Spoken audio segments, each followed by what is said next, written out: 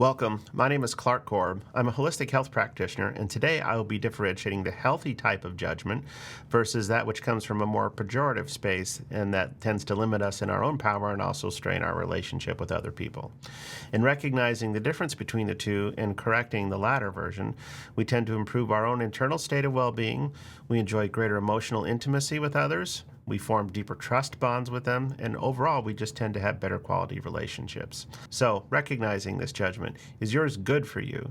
And here, the irony isn't lost that using good and bad judgment is in itself a judgment.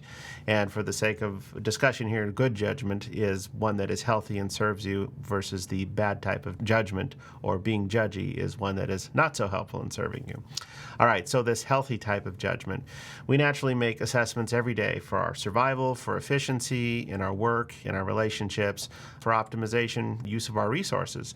This is based on theoretical knowledge or study that we may have done in the past. It's also based on our empirical beliefs and experience that we've had.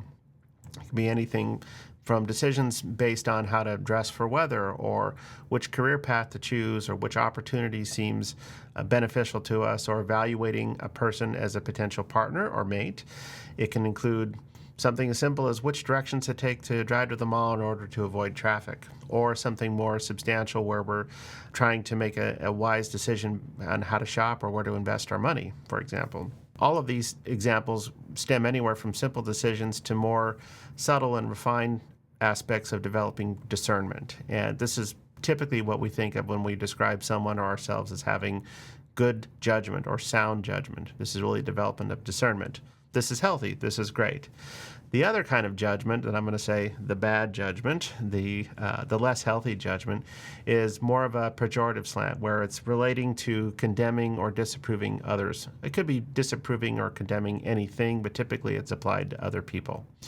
And this is really the juice behind gossip, whether it's internally voiced or it's shared with other people.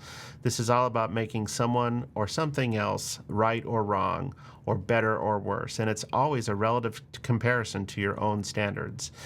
And the idea here, this harkens to the biblical quote of removing the plank from your own eye before removing this teeny speck of dirt from another person's eye.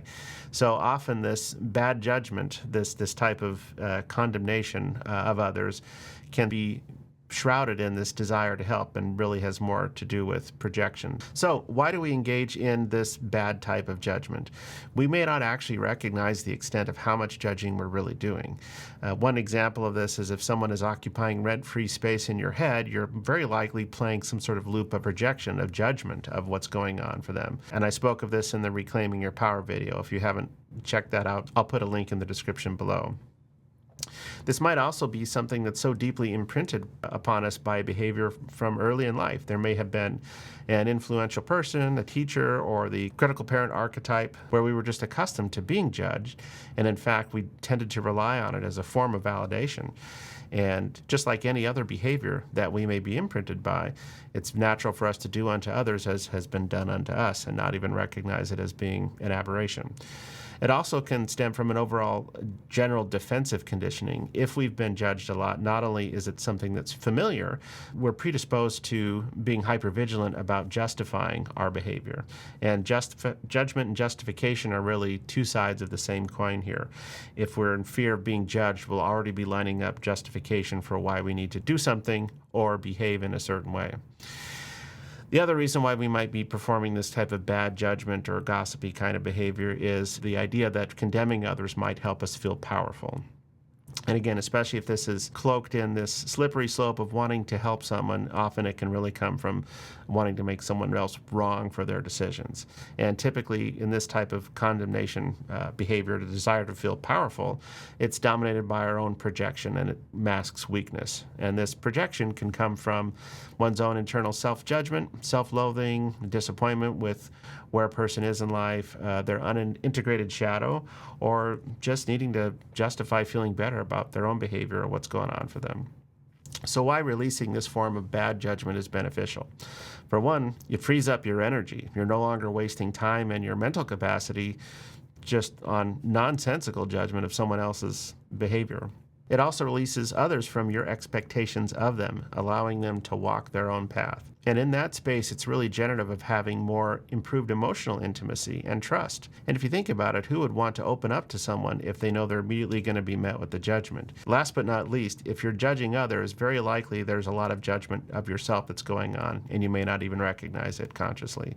So when you begin releasing this practice of judgment, you're very likely decreasing the negative self-talk that you have going on under the radar. So how do you implement this releasing judgment and offering only genuine true help if it's merited? Well, like all of these things, it's a practice that begins with awareness. So monitoring your self-talk, whether you're judging anyone or anything, if that building muscle of judgment is something that you're accustomed to doing, you're likely overusing it. And recognizing if there's a familiarity to this voice from an early imprint, again, the critical parent archetype, it doesn't have to be a parent, but it can be any critical voice that you had early in life. Maybe it's another family member or an early romantic relationship you had where there's this critical element. If you find yourself practicing the same types of language, like, wow, that voice sounds familiar, I sound just like XYZ, recognize that as a judgment loop that's going on. So when you recognize that and you momentarily suspend it, just put that to the side a bit. Consider an alternative point of view. In doing so, it helps you develop the empathy of someone else's circumstances. There's the old saying of, you never know what it's like to live another person's life until you walk a mile in their shoes. That's really a developing empathy kind of practice. Also recognizing that there's room for appreciating all kinds of variety of choices. We all like different music, we like different art, we like different food, we like different travel or things that bring us joy and recreation. And there's no need to judge someone for liking something that's different from yourself. We can all like what we like, and the world's a better and more interesting place as a result of it.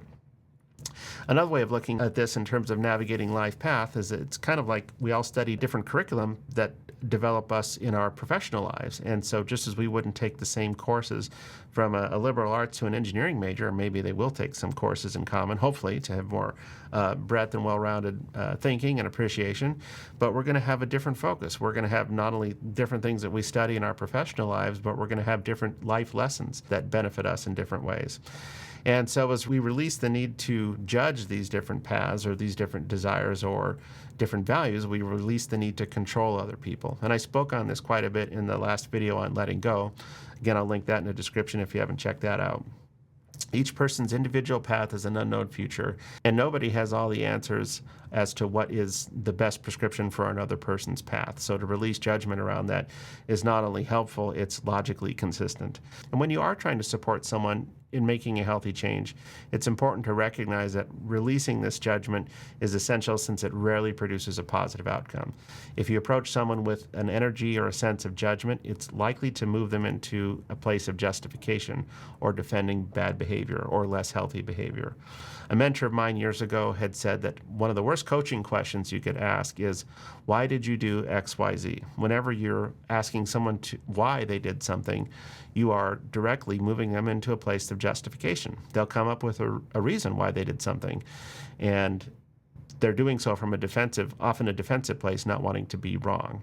So instead of trying to make someone wrong for their decision, coming from a place of neutrality, dropping the judgment, and just being genuinely curious, asking questions to help them reconcile their own values with the actions or choices that they're making. Something like, oh, what about this serves you? I'm curious to see, does this help you move in the direction that you're wanting, both short-term and in long-term? And if not, what structures can you put in place to help support you in this direction that you're taking?